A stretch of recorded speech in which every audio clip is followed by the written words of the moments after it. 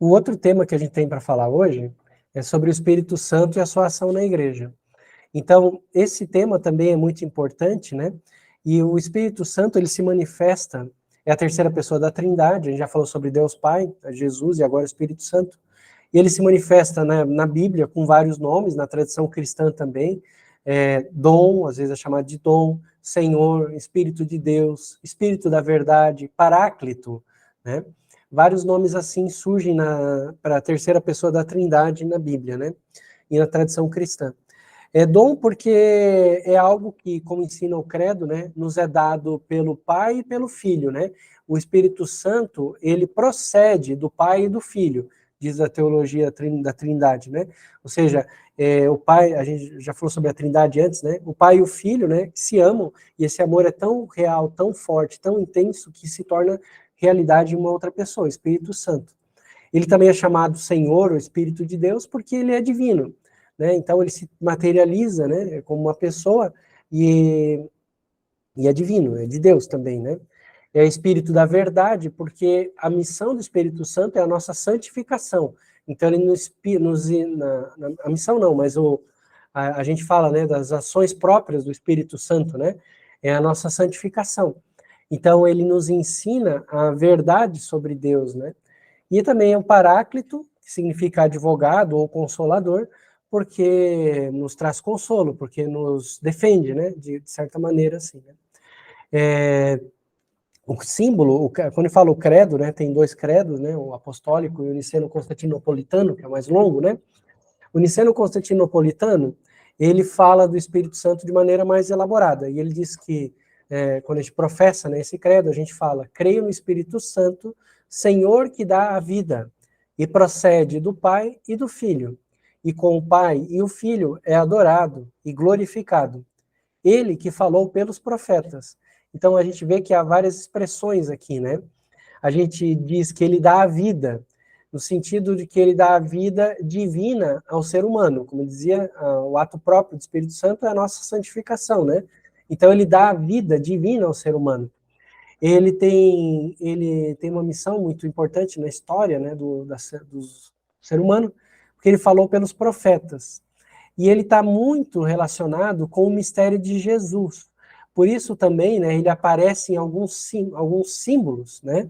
A água viva, a unção, o fogo, a nuvem que, né, na transfiguração de Jesus, a nuvem que envolve Jesus, a nuvem que é à frente do povo de Israel, né, quando saía do Egito, a imposição das mãos que o sacerdote faz sobre a gente, o símbolo da pomba, quando Jesus foi batizado, né?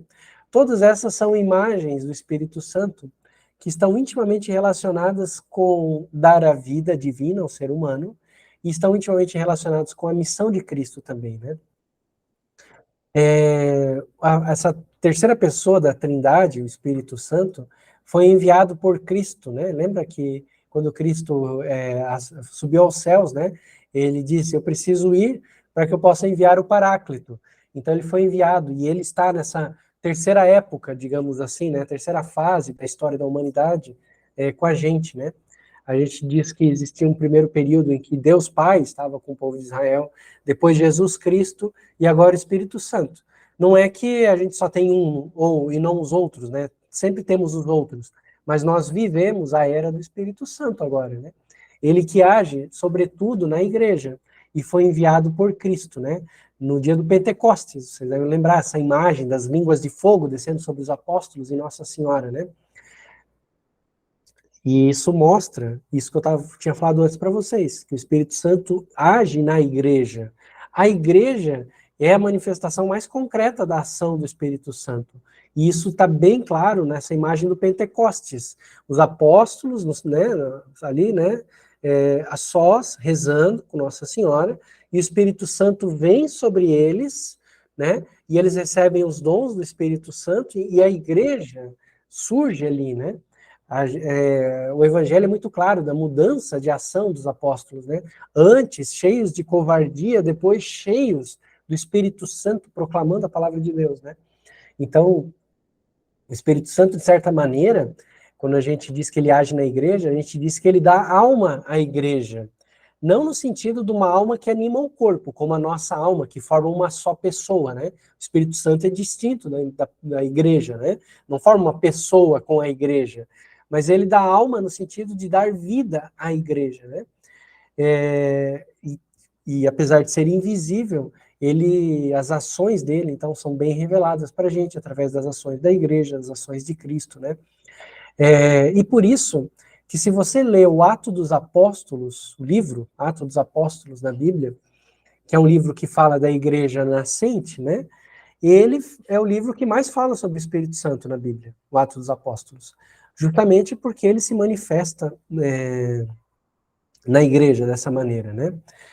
Santo Irineu de Lyon dizia que Cristo e o Espírito Santo são como as duas mãos de Deus, as duas missões da onde surgiu a igreja, né? Santo Irineu de Lyon falava isso. Muito bonito, né? Pensar que Cristo e o Espírito Santo são uma outra imagem, né? Duas mãos de Deus, né?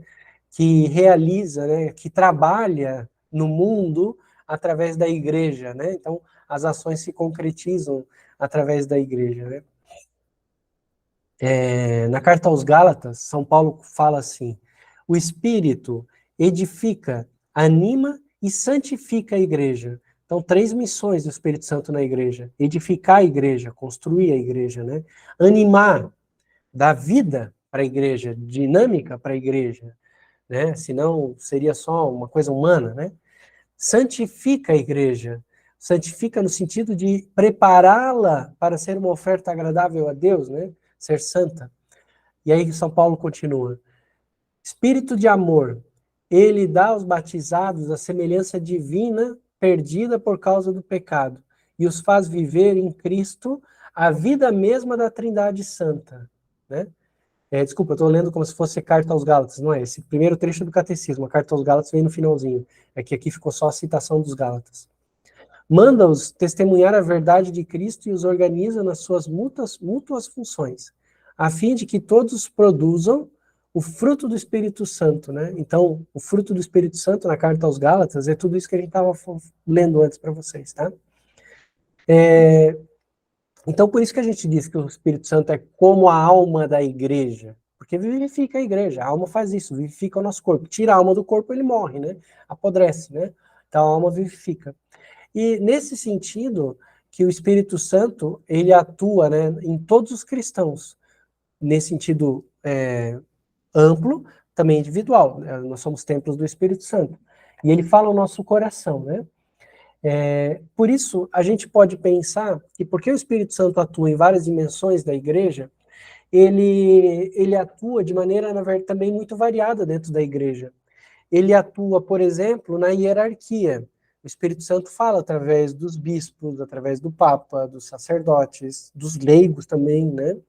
O Espírito Santo fala através da direção espiritual. O Espírito Santo fala através da catequese. O Espírito Santo, essa que deu voz aos profetas, dá voz à igreja agora, né? O Espírito Santo age levando a igreja sempre fiel à doutrina de Cristo. Também o Espírito Santo age através dos sacramentos, dos vários dons do Espírito Santo, que não são sacramentos, mas são importantes para a nossa vida, né? E ele unifica todos os homens com Cristo, ou seja, como é que a igreja é uma só? A igreja é uma só porque todos estão unidos ao coração de Cristo, né? A cabeça de Cristo, que é a cabeça da igreja, né?